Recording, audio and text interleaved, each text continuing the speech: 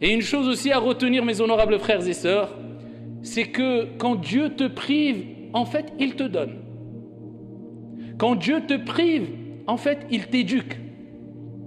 Quand Dieu te prive, en fait, il veut que tu te réveilles. Et on le voit à travers, à titre d'exemple, le mois du Ramadan. Allah subhanahu wa ta'ala nous prive de boire et de manger, afin qu'on se rende compte de ce grand bienfait qui est le fait de boire et de manger, même de l'eau ou des dattes. Mais si on n'est pas privé, eh bien on banalise les bienfaits trop facilement et trop longuement et de manière ingrate, et on mange et on boit quelquefois sans remercier Dieu, sans prendre conscience que c'est un des plus grands bienfaits parmi ces bienfaits de la vie d'ici-bas. On a même du mal à dire Alhamdulillah quand on finit de manger, louange à Dieu. Bismillah au nom de Dieu quand on commence à manger. Pourquoi? La banalisation des bienfaits. Et ça, c'est un grand mal qui nous touche toutes et tous, quand on banalise les choses. En fait, quelquefois, ou quelque part, on peut dire qu'on est un peu pourri gâté. Vous avez un enfant, quand on le rend pourri gâté, tout ce qu'il veut, il donne plus d'importance à ses jeux, aux cadeaux qu'on lui donne, à peine il dit merci. On est un peu pourri gâté, nous. Comme on a des bienfaits tous les jours, la vue, la santé, la sécurité, le logement, le chauffage, l'eau, la nourriture. Peu d'entre nous remercient Allah comme il se doit. C'est pour cela qu'Allah Azza wa Jalla a dit وَقَلِيلٌ مِّنْ عِبَادِيَ الشَّكُورِ. Et peu de mes serviteurs seront reconnaissants.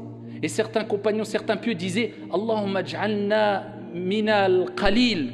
Oh Allah, fais de nous des gens qui font partie du peu, de la petite quantité. Parce que Dieu a dit peu vont être reconnaissants vis-à-vis d'Allah.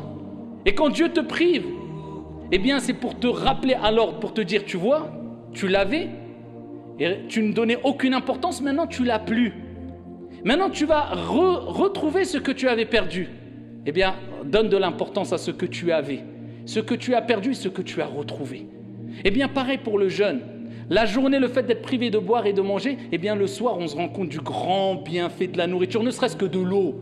Une gorgée d'eau, qu'est-ce qu'on donnerait quelquefois pour une gorgée d'eau dans la journée? Mais on se prive par amour pour notre Seigneur. On patiente parce qu'on sait qu'après l'effort, après la difficulté, après la patience, vient la récompense et l'apaisement et la sérénité. Et c'est bien, c'est pareil pour toutes les épreuves de ta vie. Quand Dieu te prive d'un emploi, Dieu te prive d'argent, Dieu te prive d'une part de ta santé ou d'une partie de ta santé, Dieu te prive d'un membre de ta famille, c'est pour te rappeler à l'ordre et pour te dire, regarde, tu l'avais, peut-être tu n'étais pas assez reconnaissant, je veux ton bien, je te le prive mais je te le rendrai. Parce que la yukallifullahu nafsan illa wus'aha.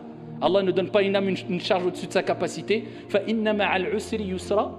Après la difficulté vient la facilité, avec la difficulté vient la facilité.